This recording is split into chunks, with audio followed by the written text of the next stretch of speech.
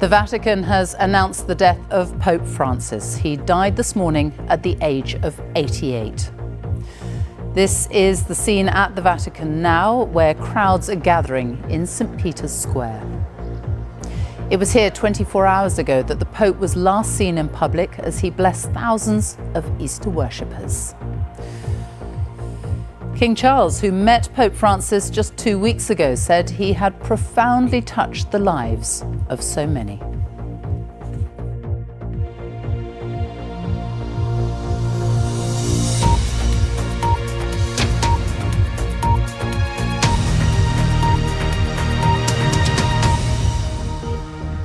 Good afternoon. Pope Francis, the head of the Catholic Church, has died at the age of 88. The Vatican says he died at 7:35 this morning.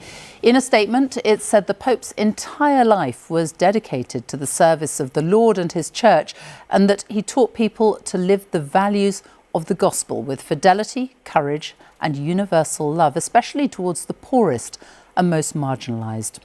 Well, this is the Vatican this afternoon. Mourners are gathering in St. Peter's Square to pay their respects to the Pope. He was already in his 70s when he was elected in 2013. He'd been suffering from ill health and was admitted to hospital in February for pneumonia in both lungs. He'd been discharged last month after 5 weeks of treatment for an infection. And he was last seen in public just yesterday, appearing on the balcony overlooking St. Peter's Square to wish Happy Easter to the thousands of worshippers who had gathered there to see him. Well, tributes from around the world are being paid to the Pope, who was the leader of more than 1 billion Catholics. We will be looking back at his life and hearing some of those tributes. And we'll be looking at what happens next as his successor is chosen. Our first report this afternoon is from our religious editor, Ali Maqbool. To the end, there for those he felt most connected with, greeting the masses on Easter Sunday, his last public act. Cari fratelli e sorelle, buona Pasqua. Always a pope devoted to his work, finding it difficult to rest even when told he had to. Recently meeting the king after his 5-week stay in hospital, and yesterday the US Vice President.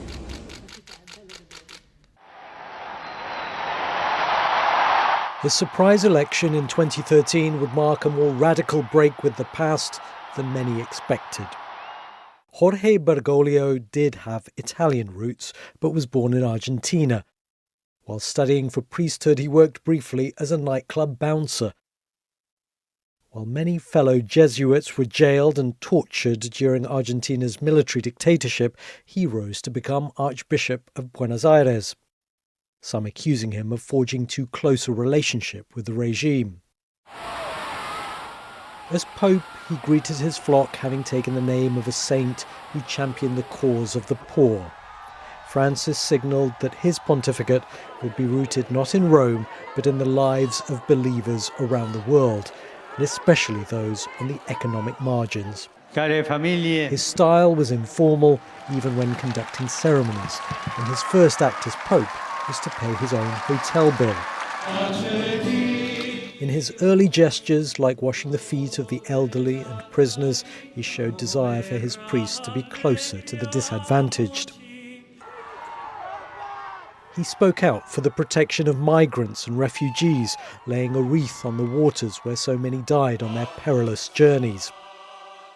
He travelled widely, drawing energy from the crowds. In Brazil, 3 million gathered on Copacabana Beach. And in the Philippines, he broke records for the world's largest mass, as 6 million turned out to join him. He linked economic inequality to the environment. In a video launching a papal encyclical, he said climate change amounted to rich countries inflicting damage on poor ones. The Pope of the Holy See! In 2015, he became the first pope to address the US Congress. I am most grateful for your invitation, telling the world's richest nation to take care of Mother Earth. God bless America. He apologised for the scandal of sexual abuse of children by priests. His words here spoken by a translator. God weeps for the sexual abuse of children. On a visit to Ireland, the first by a pope in almost 40 years, he apologised to victims at almost every event, but scandals continued to emerge.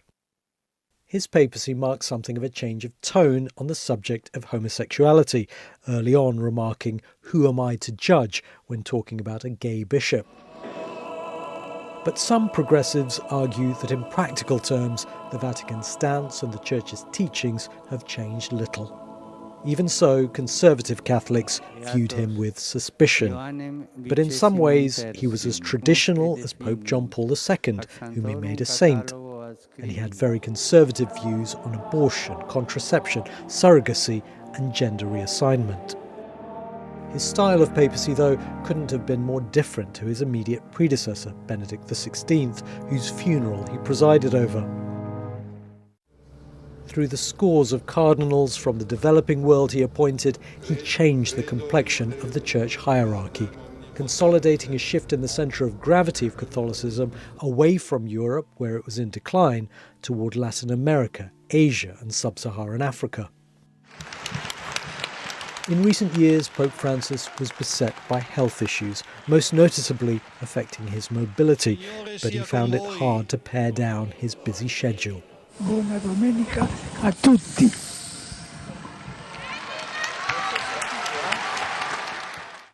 He was, above all, a pastoral pope, a man of humility who preferred the fellowship of ordinary believers to the trappings of ecclesiastical status and power. Alim Maqbool there. Well, let's go to the Vatican now. Rupert Wingfield-Hayes is there for us, and tell us about the reaction there this afternoon. Well, Sophie, as news has started to spread across Rome this morning that the Pope had died, people have begun to come here to St. Peter's. People are streaming in now as we speak. There's obviously shock at the news and sadness. Some young people we've spoken to talked about how much he cared about young people, that he was a progressive person who cared about the poor and the young. There's tremendous sadness, obviously, from the Catholic faithful. Perhaps not a huge surprise. The Pope was very, very sick last month, and he was close to death a couple of times, we understand, in hospital. We thought he was recovering. I was actually here in the square yesterday when the Pope came out to do the Easter blessing on the balcony of St. Peter's behind me, and then drove around the square in his Pope-mobile. People were very excited to see him. We spoke to people yesterday who said, "We've been praying for him. This is a sign that he's getting better. We're so happy to see him." But he also looked extremely tired and very, very frail. You could see when he spoke yesterday, his voice was extremely thin. He was struggling to get the words out. And his doctors had advised him to take more rest. But Pope Francis, during the whole of his papacy, was absolutely committed to spending all of his time, or as much of his time as he could, with the faithful, with his flock, if you like. And I think it's very clear he wanted to be here yesterday, despite the fact it clearly took a heavy toll on him. And, you know, we've now got this news today that he passed away early this morning. Rupert Wingfield-Hayes with the latest there from the Vatican. Thank you. Well, the Catholic community around the world is paying tribute to Pope Francis. The bells of Paris's Notre Dame Cathedral rang out 88 times for Pope Francis, and a service of remembrance has been held as people gathered to attend Easter Mass. When the cathedral reopened in December, Pope Francis said the rebirth of Notre Dame was a sign of renewal for the church in France. And these are the pictures inside Buenos Aires Metropolitan Cathedral, the city of Pope Francis's birth. Before becoming pontiff, he was the Archbishop of Buenos Aires for 15 years. His countrymen have praised him for the humility and simplicity with which he approached the role. King Charles and Queen Camilla were among the last to meet the Pope in person. Their state visit to the Vatican had been cancelled this month because of the Pope's ill health, but he was well enough to hold a private meeting with them. They are among many who have been paying their own tributes to the Pope since his death was announced this morning, as Joe Inwood now reports. In St Peter's Square, in the shadow of the balcony where just 24 hours before he had made what would turn out to be his last appearance, the news of the death of Pope Francis quickly spread. Even for those who had seen him speak, looking so frail, the news was no less shocking. I was sort of really shocked because I was here yesterday at Mass and I saw the Pope and he looked just so fragile, you know. I was just on the phone to my mother and she said you guys were so lucky to receive that last blessing for him. But also it was so difficult to see him in that state because he was always such a smiling Pope, such a happy Pope. I find it very significant that the Pope has died during Easter or the Easter weekend. I'm from Argentina, the Pope is Argentinian, so, you know, it has quite a bit of significance for us. In Jerusalem's old city, they marked his passing. In the Philippines, home to millions of Catholics, special mass was said for their spiritual leader. Prayers were said in Nigeria.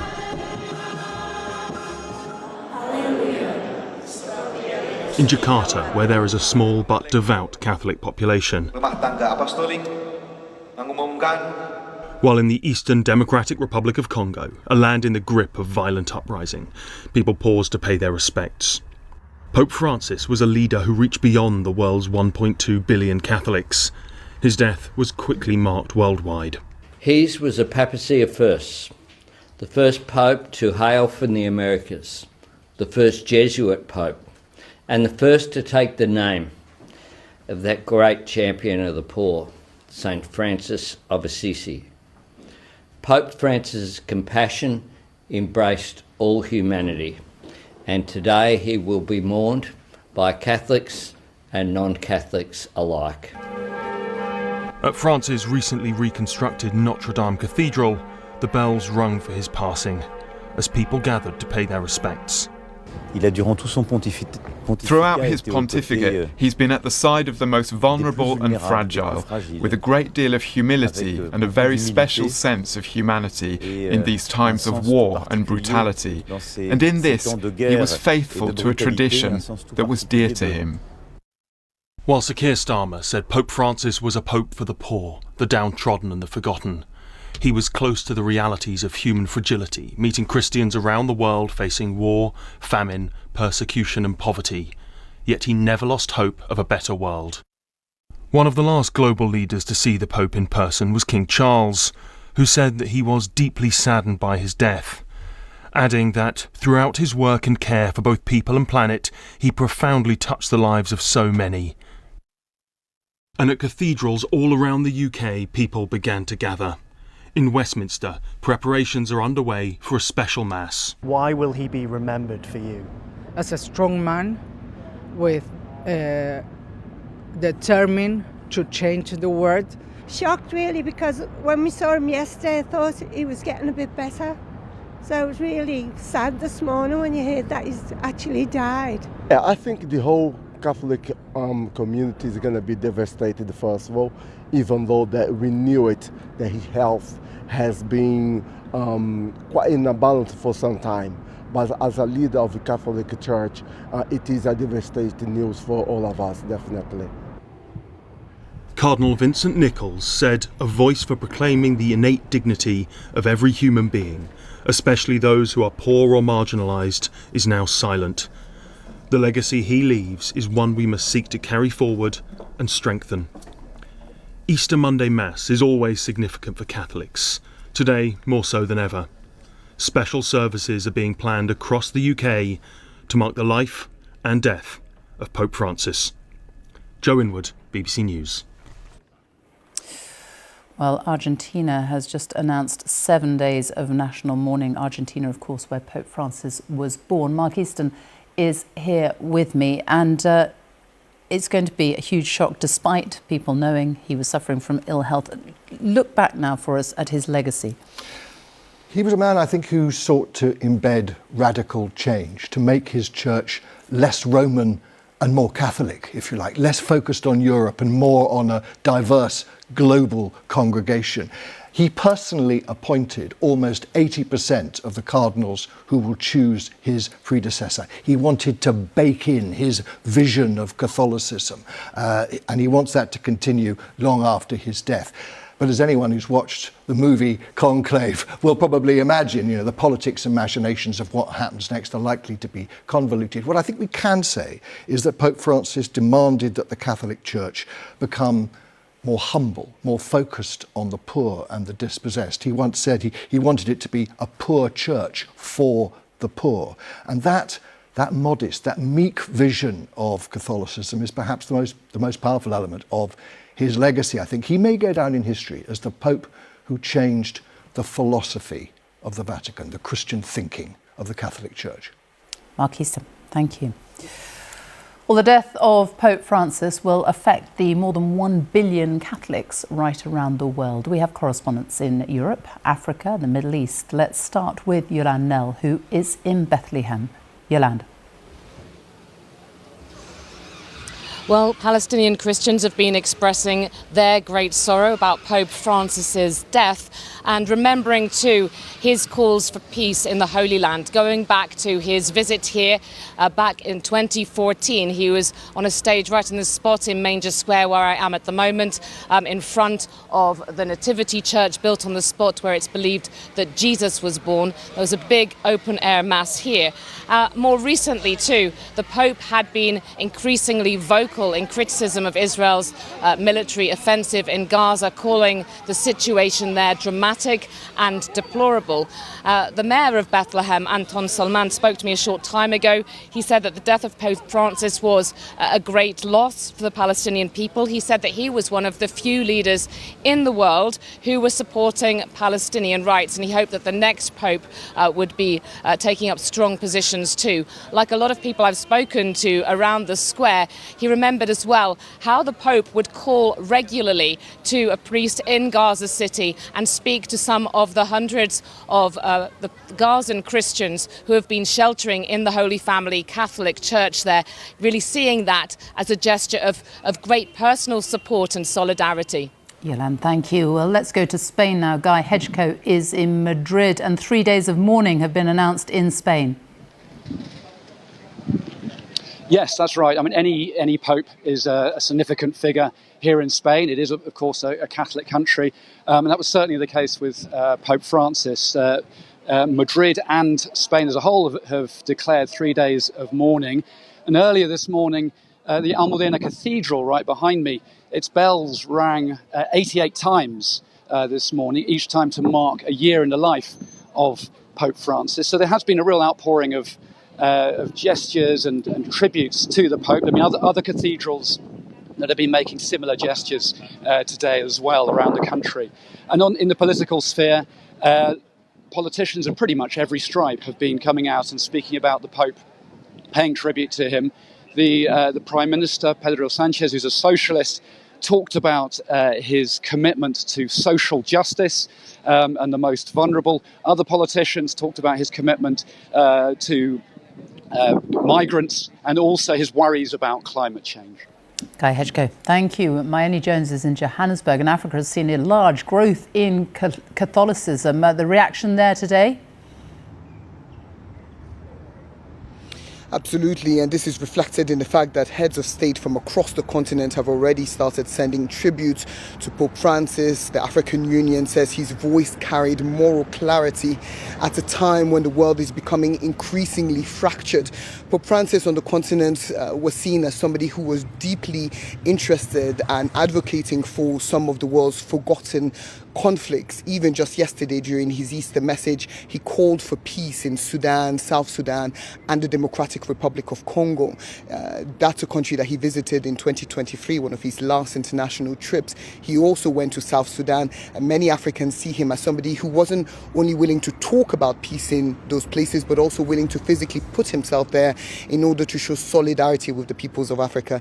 There's also been a lot of admiration for his stance on migration, his constant reminders of of the human rights of migrants and the importance of preserving them. He will be mourned by the 281 million Africans who are believed to be Catholics, most of them in the Democratic Republic of Congo, but others right across the continent. Mayeni, thank you. And finally, let's go to our Europe editor, Katya Adler, who is in Brussels. Katya.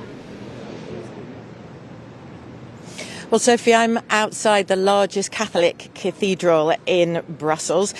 Although church attendance across Europe has been dwindling over the years, Western Europe is still really marked by strong Catholic tradition. If we look to France tonight, the famous Eiffel Tower, known for its twinkling lights at night, will be in darkness as a sign of respect and mourning for Pope Francis. Emmanuel Macron, the President of France, was one of the first to express his condolences today. We've heard from Friedrich Merz, the Chancellor of Germany, Europe's largest country. He said Pope Francis was a man of humility, on the side of those marginalised and also seeking for peace and justice. He was not a pope without his controversies. He was criticised for not chasing perpetrators of sexual abuse enough inside the Catholic Church, for example, but widely he was seen as a man of peace, and he used his last speech as pontiff during the Easter ceremonies this weekend, in fact, to call for a long and lasting peace in Ukraine. Katya Adler, Mayeni Jones, Guy Hedgecoe and Yolande Nell, thank you all. Well, the following days will see a formal process for Catholics around the world to say farewell to the Pope before cardinals arrive in the Vatican to decide on his successor. But Pope Francis had already chosen to change some of those traditions, as Mark Easton now reports. The Pope's office and apartments have been sealed. The papal fisherman's ring has been removed from Pope Francis's finger and smashed with a hammer. His body, dressed in red robes, will lie in state for 3 days at St. Peter's Basilica. Ritual dictates almost every detail of a pope's death. But Pope Francis was a man with his own ideas. He is elected not to be buried in the Vatican like most of his predecessors, but in the Basilica of St. Mary Major, where he often chose to pray. It's in one of Rome's less glamorous neighbourhoods, Esquilino, home to budget hotels and modest B&Bs, close to the main bus and railway stations, the district where many immigrants have put down roots. Unlike the grand and traditional papal funeral afforded to Pope Benedict in 2023, Francis has designed a much humbler service. Rather than the grand 3-layered papal coffin, his will be a simple wooden casket. The funeral will take place within a week, amid 9 days of official mourning. The conclave to elect his successor won't begin for at least 15 days. 138 cardinals under 80 are eligible to vote. Pope Francis's appointments have ensured it's a much less European constituency than before, with 18 South American and 18 African cardinals among those who must decide upon the direction of the Catholic Church. Mark is with me now. It is a historic process and a very complicated one as well. It is complicated. As we were discussing earlier, anyone who's seen the film Conclave will know it can be very convoluted, very political, a lot of machinations. But the point here, I think, is that the death of a pope marks the end of a chapter in the story of the Catholic Church, and the new pope, whoever it is, it will be a man, will write their own new chapter. They can take the institution in a new direction. But what Pope Francis was clearly determined to do, and you can see it in so many of the traditions and things that he challenged during his time as Pope, he wanted to ensure that his legacy would remain, that the Church could actually see itself as a global institution, reflecting the demands of a population right across the planet, a diverse population. And that perhaps will be his true legacy. Mark, thank you. Well, in the last few minutes, President Trump has paid his respects, writing on Truth Social, "Rest in peace, Pope Francis. May God bless him and all who loved him." And more tributes have come in from around the world. Italy's Prime Minister, Giorgia Meloni, said the Pope was a great man, a great shepherd. She said she had the privilege of enjoying his friendship, his advice, his teachings. Russia's Vladimir Putin expressed condolences to the Vatican and said, "In this sad hour, I would like to convey to you and the entire Catholic clergy my words of sympathy and support." India's Prime Minister Narendra Modi said the Pope would be remembered as a beacon of compassion, humility and spiritual courage by millions across the world. And the Dutch Prime Minister said with his sober way of life, acts of service and compassion, Pope Francis was a role model for many.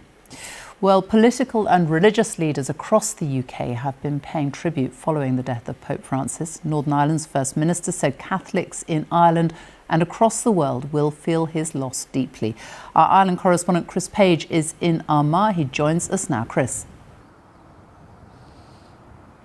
Yes, Sophie, this city is regarded by people across the island of Ireland as their ancient spiritual capital. And here at St Patrick's Cathedral, the Archbishop of Armagh, the leader of the Catholic Church in Ireland, Eamon Martin, has paid tribute to his leader, saying that Pope Francis had shown immense courage and serenity in the face of frailty and suffering. And in Belfast, parishioners arrived for Easter Monday Mass this morning, just as word of the Pope's passing was spreading. I'd watched him yesterday on the news and I'd watched him in the Pope Mobile, and he made a big effort to go out and talk to the people, and I thought he was recovering, so very shocked and very sad. I heard it on the radio, terrible sad, and there he was out yesterday through all the crowds, blessing me children and everything. It was beautiful. So it's sad that he was sick. He was sick. He was a great inspiration. I found him a great, just quiet inspiration and an ordinary man. So, Lord rest him. Well, several decades ago, the Catholic Church held a very powerful position, particularly in the Republic of Ireland, but its moral authority has declined in recent years, not least because of scandals involving child abuse and the mistreatment of women in institutions for unmarried mothers. And when Pope Francis became only the second Pope ever to visit Ireland 7 years ago, he, at a Mass in Dublin, issued an apology and a plea for forgiveness, and that has been reflected upon today by the Irish Prime Minister, the Taoiseach Micheál Martin, who said the Catholic Church has lost an exceptional leader. Here in Northern Ireland, there'll be plenty of attention on political responses to news of Francis's death, given the history of sectarian division between Protestants and Catholic. The First Minister, Michelle O'Neill of the Irish Nationalist Party Sinn Féin, has said the Pope spoke passionately in support of the peace process, and the leader of the Democratic Unionist Party, Gavin Robinson, has offered notably warmer words than any of his predecessors on the passing of a Pope. He said Pope Francis was gentle, humble and caring. Chris, thank you. Masses for Pope Francis are expected to be held in Catholic cathedrals right across the United Kingdom today. Well, Sam Harrison is at Westminster Cathedral in central London, and a Mass is going to be held there later this afternoon. That's right, Sophie. Westminster Cathedral is the largest Catholic church in England and Wales, representing a religion which it represents millions of people. And a steady flow of people have been making their way through the doors behind me as this morning has gone on. There have been several services taking place here. Worth noting that those services were always part of the Easter schedule. They have, of course, got much busier since the news broke of Pope Francis's death. It's been a busy morning here. People have been gathering from across the world. This afternoon, the schedule is set to get busier as well. At 5:30, something called a Requiem Mass will take place here. That gives the congregation a chance to come and pay their respects to Pope Francis, to pray for the Pope's soul. So things set to get busier here this afternoon, but we have been speaking to mourners who have travelled from across the world to be here in London and who have come to this famous church today. Thank you very much, Sam. Our Scotland correspondent David Wallace-Lockhart is in Glasgow, and tributes being paid there to the Pope as well today. That's right. Around 13% of Scotland, around 700,000 people, are Catholic, and many members of the Catholic community are attending Easter Monday Mass like this one going on at St Andrew's Cathedral in Glasgow, which has become an opportunity to pay tribute to the Pope. There's sadness, there's surprise, even though it was well known he had his health issues, and genuine fondness is clear for Pope Francis. And of course, there's been tribute paid by the Catholic Church in Scotland. The Archbishop of St Andrews in Edinburgh, Leo Cushley, said he was deeply saddened by the news that Pope Francis had always sought to achieve unity. The Bishop of Paisley, John Keenan, spoke about a time where all the Scottish bishops had an audience with Pope Francis. It was informal, it was relaxed. At the end, they presented him with a bottle of malt whisky, which he referred to as holy water. There's also been political reaction to the flags at Holyrood. The Scottish Parliament in Edinburgh are being flown at half-mast, and John Swinney, the First Minister, has paid tribute. He's someone who himself attends Catholic Church regularly with family members. He talked about heartbreak in that community as he paid tribute to Pope Francis. I know the Catholic community will feel his loss very acutely, but I think the loss of the Catholic community will also be reflected in the loss of other communities in Scotland and around the world who valued the principled spiritual leadership of Pope Francis, which has been always undertaken to make the world a better place, and we're profoundly grateful to him for that.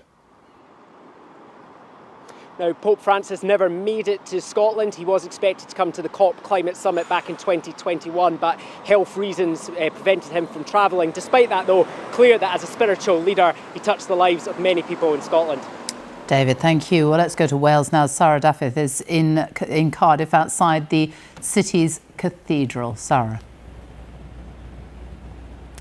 Yes, Sophie, I'm outside the Metropolitan Cathedral Church of St David in Cardiff, where crowds of people have filed in for a mass service to celebrate the life of Pope Francis. And this cathedral, like many across Wales, will be open until 10 o'clock this evening, and a book of condolences has been left out for anyone wanting to pay their respects.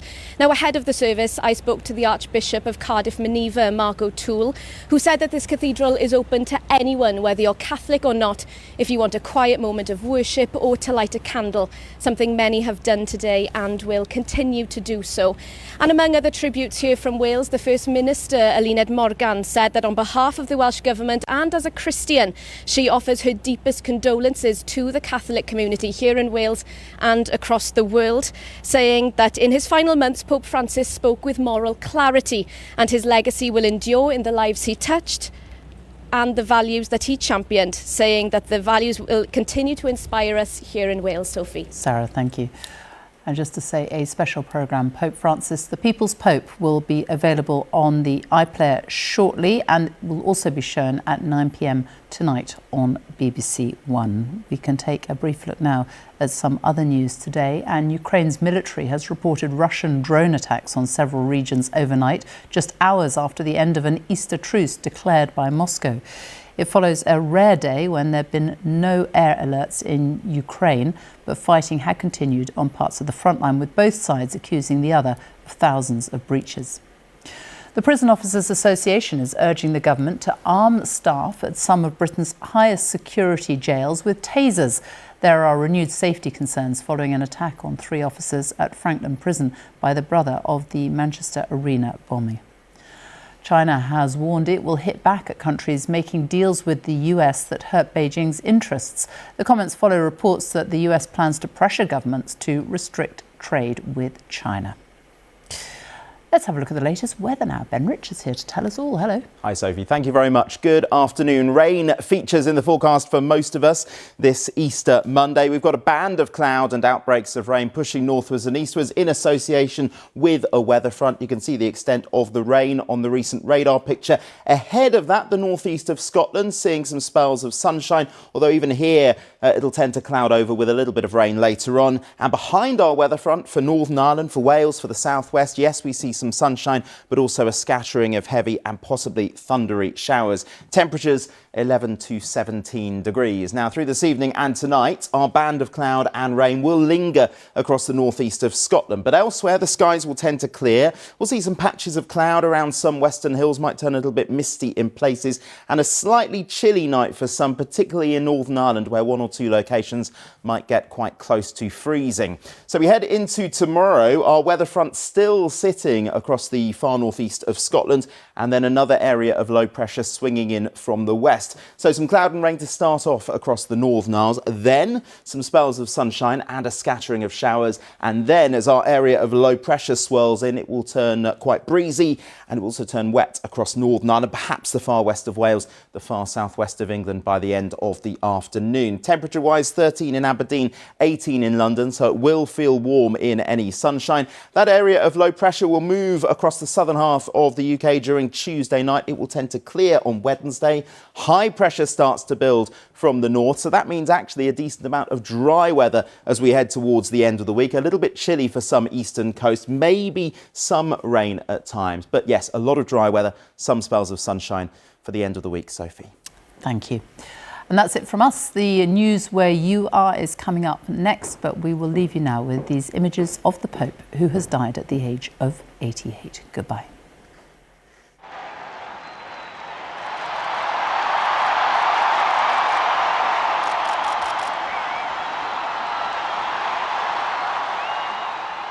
Fratelli e sorelle, buonasera.